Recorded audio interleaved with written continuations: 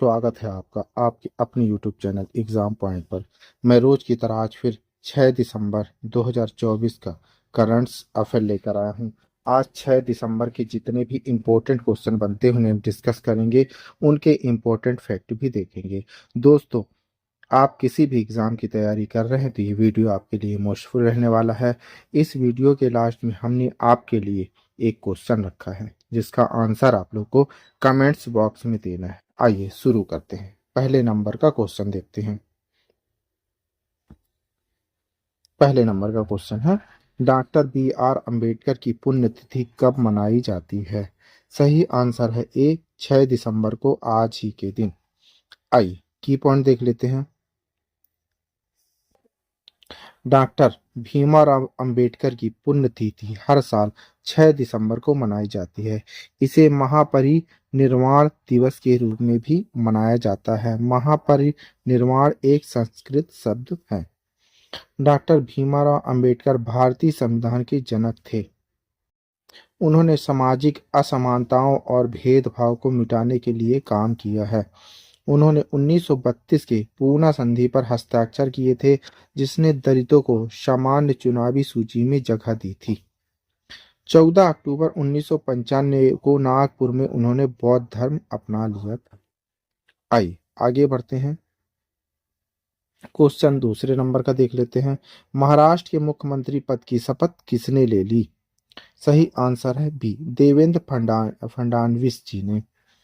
आइए की पॉइंट देख लेते हैं। देवेंद्र फडणवीस ने 5 दिसंबर 2024 को महाराष्ट्र के मुख्यमंत्री के रूप में तीसरी बार शपथ ली। शपथ ग्रहण समारोह मुंबई के आजाद मैदान में आयोजित हुआ था। शपथ समारोह में महाराष्ट्र के राज्यपाल रमेश बैस ने देवेंद्र फडणवीस को शपथ दिलाई।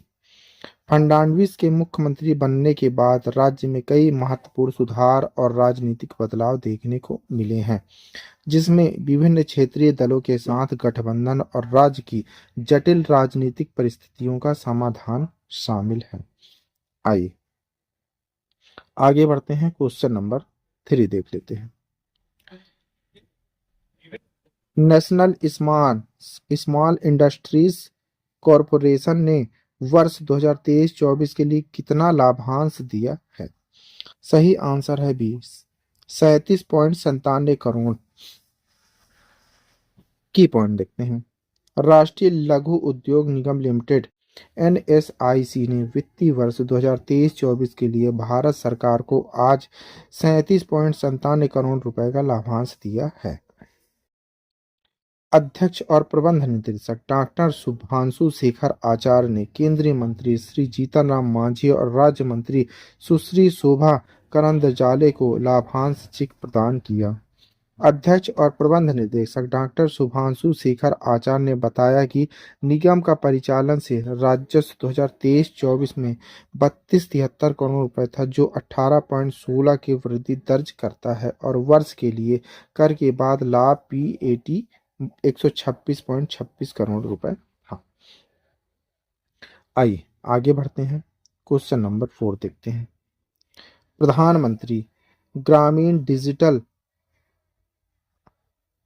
अक्षत्र अभियान ने किस डिजिटल साक्षरता मील का पत्थर हासिल किया है? सही आंसर है बी, 6.39 करोड़ रुपए। की पॉइंट देखते हैं। ग्रामीण भारत में डिजिटल साक्षरता की खाई को पाटने के लिए शुरू किए गए प्रधानमंत्री ग्रामीण डिजिटल साक्षरता अभियान पीएमजी दिशा ने 31 मार्च 2024 तक 6 करोड़ ग्रामीण परिवारों के लक्ष्य को पार करते हुए 6.39 करोड़ रुपए को सफलतापूर्वक प्रशिक्षित किया है। डिजिटल इंडिया कार्यक्रम के तहत इस पहल का उद्देश्य प्रत्येक ग्रामीण परिवार के एक सदस्य को आवश्यक डिजिटल कौशल से सशक्त बनाना है। इस योजना को राज्य कार्यान्वयन एजेंसियों के सहयोग से इलेक्ट्रॉनिक्स और सूचना प्रौद्योगिकी मंत्रालय मेरिटी की देखरेख में प्रशिक्षण केंद्रों के माध्यम से देश भर में लागू किया गया था। आइए आगे बढ़ते हैं। क्वेश्चन नंबर 5 देखते हैं। भारत ने 2030 तक सर्पदंश से होने वाली मौतों को कम करने के लिए किस प्रकार के प्रयास तेज किए हैं? सही आंसर है डी, उपरोक्त सभी। सर्वदशा के इलाज के लिए नई दवाइयां विकसित करना, सर्वदशा के शिकार लोगों के लिए चिकित्सा सेवाओं का विस्तार करना और सर्वदशा की रोकथाम के लिए जागरूकता अभियान चलाना। आइए की पॉइंट देखते हैं। भारत जो वैश्विक सांप काटने से होने वाली मौतों का लाभा लगभग 50% हिस्सा रखता है। सांप काटने को राष्ट्रीय स्तर पर अधिसूचित बीमारी घोषित किया गया है। यह पहल ग्रामीण और जनजातीय क्षेत्रों में सांप काटने से होने वाली उच्च मृत्यु दर और विकलांगता को कम करने के उद्देश्य से की गई है। यह कदम विश्व स्वास्थ्य संगठन (WHO) के उस लक्ष्य के अनुरूप है जिसमें 2030 तक सांप काटने से होने वाली मौतों और चोटों को आधा करने का लक्ष्य रखा गया है। आइए आगे बढ़ते हैं। क्वेश्चन नंबर 6 देखते हैं। ISAM का 63वां वार्षिक सम्मेलन 2024 में कहाँ आयोजित हुआ है? सही आंसर है सी, शोध के लिए सहयोग। की पॉइंट देखते हैं। सम्मेलन का विषय शोध के लिए सहयोग, विमानन और अंतरिक्ष चिकित्सा में साझेदारी और नवाचार पर जोर देता है। यह विषय एरोमेडिकल चुनौतियों का समाधान करने के लिए अंतः विषय सहयोग की आवश्यकता को उजागर करता है। यह अंतरिक्ष चिकित्सा अनुसंधान और विकास को आगे बढ़ाने के लिए भारत की प्रतिबद्धता को रेखांकित करता है। आइए आगे बढ़ते हैं।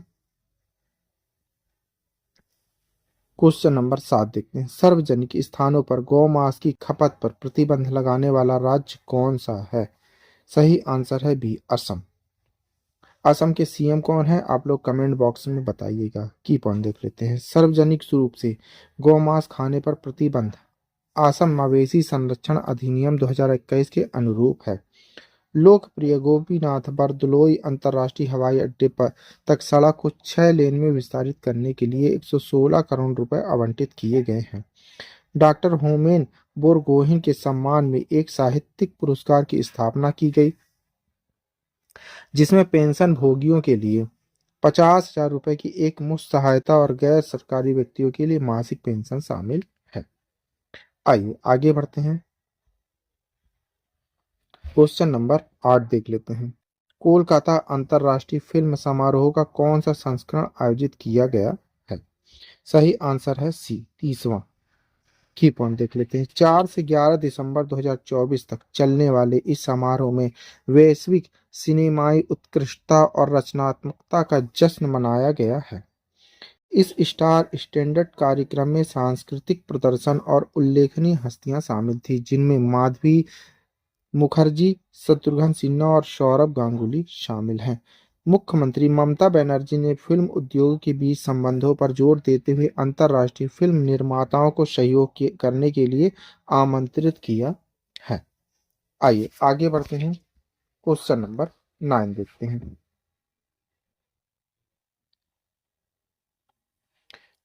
क्वेश्चन नंबर 9 है 14वें एशिया ओशिनिया मौसम उपग्रह उपयोगकर्ता सम्मेलन के दौरान भारत मौसम विज्ञान विभाग (IMD) की कौन सी वर्षगांठ मनाई गई? सही आंसर है सी, 150वीं। की पॉइंट देख लेते हैं।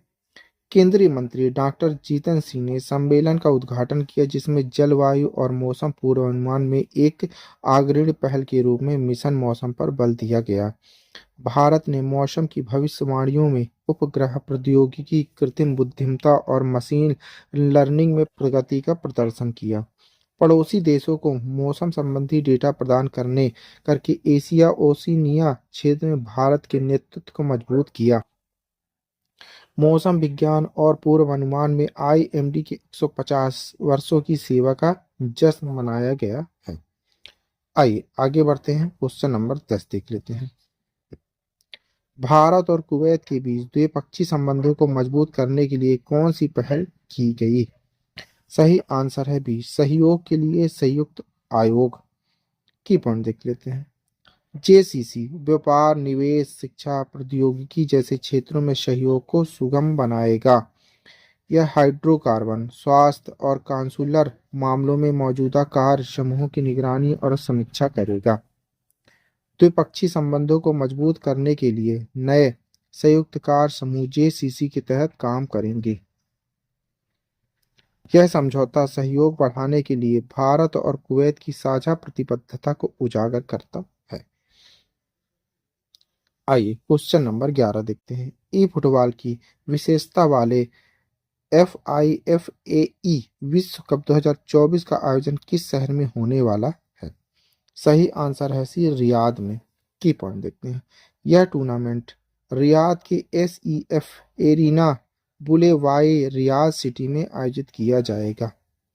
भारत की कंसोल टीम में चिन्मय साहू, इब्राहिम गुलरेज और साक्ष सक्षम रतन शामिल हैं, जो PC पर प्ले स्टेशन 5 नियंत्रणों के साथ फुटबॉल 2025 का उपयोग करके 2v2 प्रारूप में प्रतिस्पर्धा करेंगे। Daniel Shakeel Patel Samsung Galaxy S23 ultra 5G पर खेलते हुए मोबाइल श्रेणी में भारत का प्रतिनिधित्व करेंगे। आइए आगे बढ़ते हैं। क्वेश्चन नंबर 12 देखते हैं। उबर ने भारत में पहली जल परिवहन सेवा किसकी शुरुआत की है? सही आंसर है बी शिकारा बुकिंग। की पॉइंट देखते हैं। उबर ने भारत में अपनी पहली जल परिवहन सेवा श्रीनगर की डल झील पर उबर शिकारा के रूप में शुरू की, जो ऐप के माध्यम से शिकारे की बुकिंग की सुविधा प्रदान करती है। उबर शिकारा सेवा एशिया में अपनी तरह की पहली पहल है, जो प्रौद्योगिकी और परंपरा को जोड़ते हुए कश्मीर के पर्यटन को बढ़ावा देने और शिकारा मालिकों को सरकार द्वारा निर्धारित दरों पर आय का पूरा लाभ देने पर केंद्रित है। आइए क्वेश्चन नंबर 13 देख लेते हैं। हरियाणा सरकार ने ड्रग्स तस्करों के बारे में जानकारी देने वालों को क्या प्रदान करने की घोषणा की है? सही आंसर है बी नगद इनाम। की पॉइंट देखते हैं। हरियाणा सरकार ने 3 दिसंबर 2024 को नशा तस्करों की सूचना देने वालों के लिए इनाम योजना शुरू की, जिसमें मुखबरी की पहचान गुप्त रखी जाएगी। हरियाणा के मुख्यमंत्री नायब सिंह सैनी ने अधिकारियों को नशा तस्करों के खिलाफ कड़ी कार्रवाई करने का निर्देश दिया और जनता से इस अभियान में सहयोग की अपील की है। आइए क्वेश्चन नंबर 14 देख लेते हैं। भारत के दिग्गज स्क्वाश खिलाड़ी राज मनचंदा का 79 वर्ष की आयु में निधन हुआ। वह किस खेल के लिए प्रसिद्ध थे? सही आंसर है सी स्क्वाश। की पॉइंट देखते हैं। राज मनचंदा 6 बार के राष्ट्रीय स्क्वाश चैंपियन और अर्जुन पुरस्कार विजेता ने 1977 से 1982 तक भारत का नेतृत्व किया और सेना के लिए अभूतपूर्व 11 खिताब जीते। मनचंदा ने भारत के एशियाई चैंपियनशिप और अंतर्राष्ट्रीय टूर्नामेंटों में प्रतिनिधित्व किया और 1981 में एशियन चैंपियनशिप में दिग्गज जहांगीर खान का सामना कर सुर्खियां बटोरी थी। आइए लास्ट क्वेश्चन देख लेते हैं। 15 नंबर का। आमिर खान और एमिली ब्लांट को किस फिल्म महोत्सव में सम्मानित किया जाएगा? सही आंसर है सी रेड सी फिल्म फेस्टिवल में। की पॉइंट देखते हैं। 2024 रेड सी फिल्म फेस्टिवल में बॉलीवुड के आमिर खान और हॉलीवुड अभिनेत्री एमिली ब्लांट को उनकी उल्लेखनीय सिनेमाई उपलब्धियों के लिए जिद्दा सऊदी अरब में आयोजित फेस्टिवल की ओपनिंग नाइट में सम्मानित किया जाएगा। यह फेस्टिवल सिनेमा में महिलाओं को सशक्त बनाने और उभरती प्रतिभाओं को बढ़ावा देने के लिए जाना जाता है और यह मध्य पूर्व के प्रमुख सांस्कृतिक आयोजनों में से एक है। आइए आपके लिए क्वेश्चन है। इसी क्वेश्चन का आंसर आप लोग को कमेंट्स बॉक्स में देना है। आंसर आप लोग कमेंट बॉक्स में जरूर दीजिएगा। क्वेश्चन देखते हैं। वेस्ट टू वर्थ पर 9वां अंतर्राष्ट्रीय सम्मेलन किस संगठन द्वारा आयोजित किया गया था?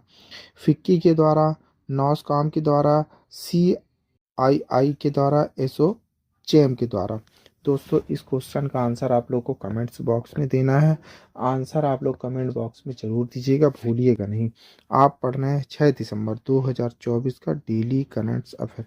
दोस्तों आप किसी भी एग्ज़ाम की तैयारी कर रहे हैं तो ये वीडियो आपके लिए मोस्टफुल रहने वाला है। इस वीडियो की PDF डाउनलोड करने के लिए आप हमारे टेलीग्राम चैनल एग्ज़ाम पॉइंट पर जाकर वहां से PDF डाउनलोड कर सकते हैं। Thank you for watching my video. इस वीडियो को ज़्यादा से ज़्यादा शेयर करें, लाइक करें, कमेंट करें। Thank you.